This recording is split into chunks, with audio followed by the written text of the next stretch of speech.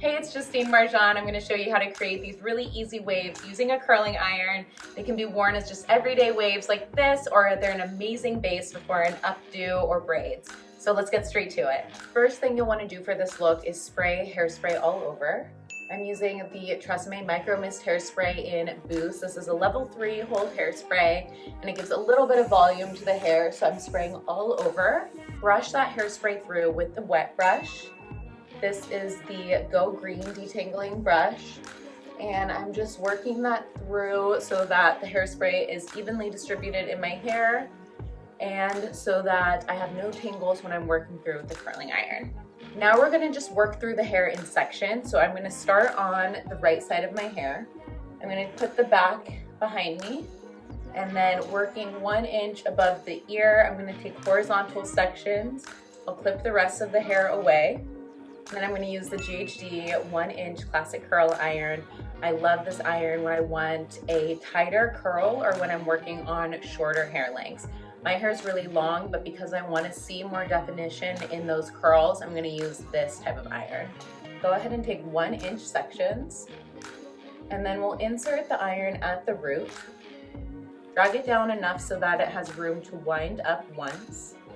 Hold it for a beat so that the hair can heat up, and then release. So we're going to drag the iron down, twist it once, and then release. Drag, twist, and release.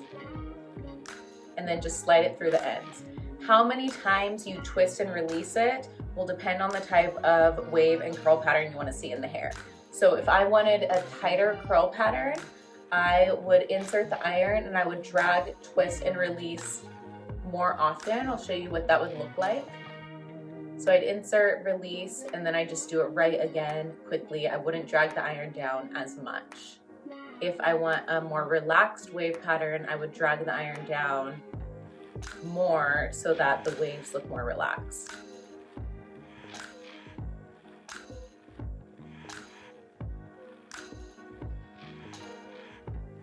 You can already see that the second piece has more spirals in it than the first piece. So it just depends how curly you want the hair to look. Everything moves back away from the face, so this side is going to my right and then the other side will go to my left. And if you don't know how long to hold it, you can tap the strand of hair, and once it feels hot, that's when you can release that strand. Taking small pieces, insert the iron, drag it down enough to wind up, twist it once, and then release. Drag, twist, hold it until it's warm. I'll tap that strand of hair, and then release.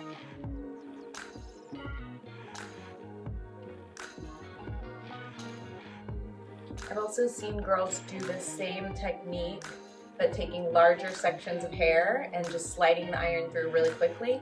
That is amazing for when you're in a rush and you want just a really relaxed, quick wave in the hair. Because I do want to see more definition in my waves today, I am taking my time, taking smaller sections and winding it up the iron more. And then notice that once I've released the waves, I am not touching it. It looks like a crazy spiral right now, but that's okay. Leave it as it is, let the hair cool down, and then once we're done with the entire head, we'll go ahead and break up those waves.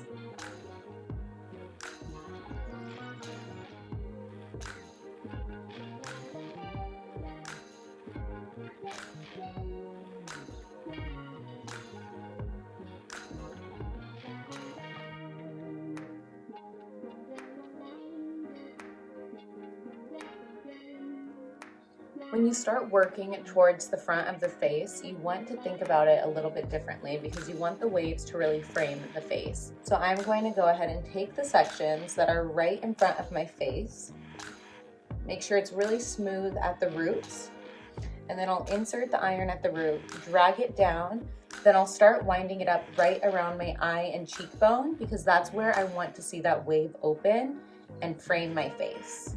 And then through the ends, because I have these short layers, I'm just gonna slide it through so it's a little less curly right around the face. And then we'll let this cool, and if we need to touch it up after we're done with the entire head, we'll come back to those front pieces. But I'm still continuing in that same pattern on 1-inch sections of hair, inserting the iron, dragging it down, winding it up. I'll tap the strand until it is hot, then release. Drag, twist, tap, and release. So I've got a bunch of these funny looking spirals all over my head, but that is totally okay because once we break it up and it cools down, it's gonna look really good.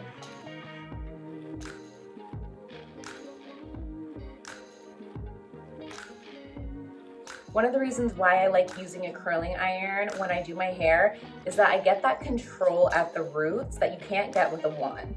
So I'll insert the iron and see how I drag it down the hair once before I begin. That helps prevent frizz at the roots and gives a really smooth, seamless finish with the waves. And then I'll go in and do my curl technique.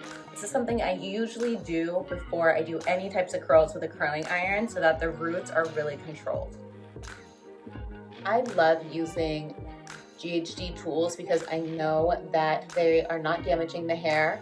They only heat up to a universal temperature of 365, which is actually the ideal temperature for heat styling without causing damage to the hair. So you have to think of hair kind of like fabric. If it gets too hot, it blows out the cuticle of the hair and then it will not hold a shape.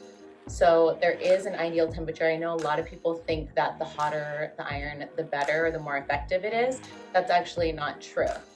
So they actually found that the ideal temperature for styling hair is 365, which is the same temperature used to melt glass. So it's where you can melt glass, reshape it, and then it holds the shape without it breaking. The same technique applies to hair. So this is how we're able to break down the hair enough so that we can reshape it. It'll hold the shape without causing damage. Another thing to keep in mind when you're doing these waves is that when you get to the ends, you want to make sure that the iron glides down through the ends so that the ends are smooth. A really big giveaway of a look that doesn't look professional or polished is if the ends are kind of scraggly or dried. So as I get to the ends, I'm just going to glide the iron through so the ends are less curly and have a smoother finish.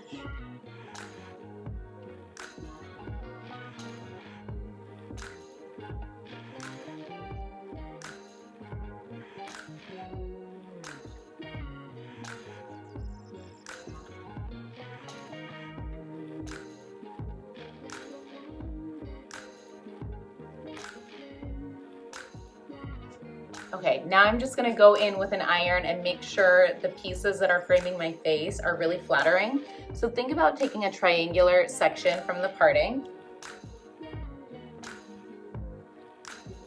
I'm going to insert the iron at the root, just like I did, drag it down and forward, and then I'll wind it up right around my eye and drag it down. So it just kind of has one twist with these face framing layers.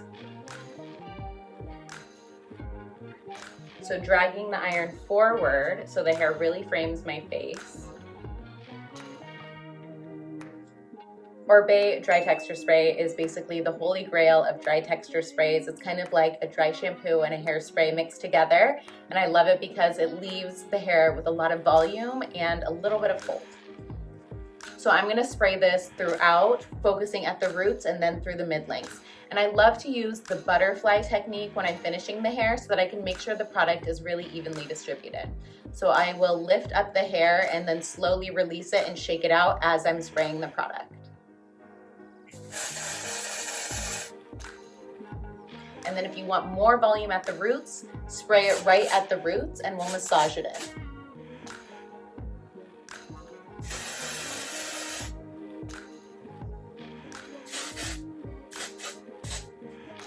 So now that the hair is cooled down and I've sprayed the product, I'm just gonna go ahead and use that WetBrush Go Green Detangler again to break up that curl pattern.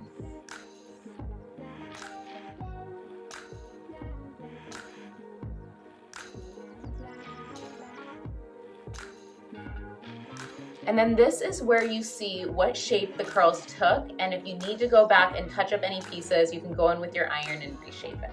For example, I love the way this side looks, but this side has this one bump here from the curl, so I'm just gonna go in with the iron and try to reshape that piece. So the final step to finishing this look is running a finishing cream through the ends. I like this just to give a little bit more separation to the waves. I love Lenore Grael Eclat Naturel. This is an amazing finishing cream. It's kind of like lotion for the hair. It's very lightweight and doesn't leave a greasy residue. I just grab an entire section of my hair, insert my palms around the mid-lengths, and then I shake it up and work it through the ends.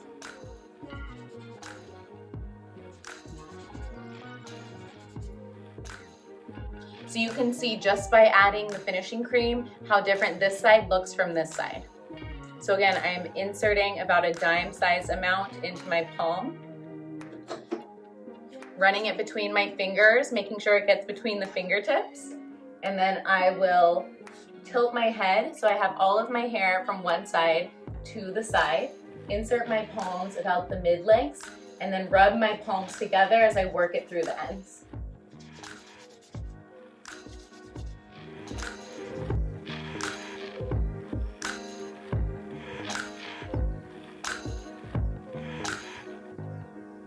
All right, this is the final look. I hope you guys learned something new and that you can try this out on yourselves. Please make sure to subscribe and comment what other videos you want to see from me in the future. Bye.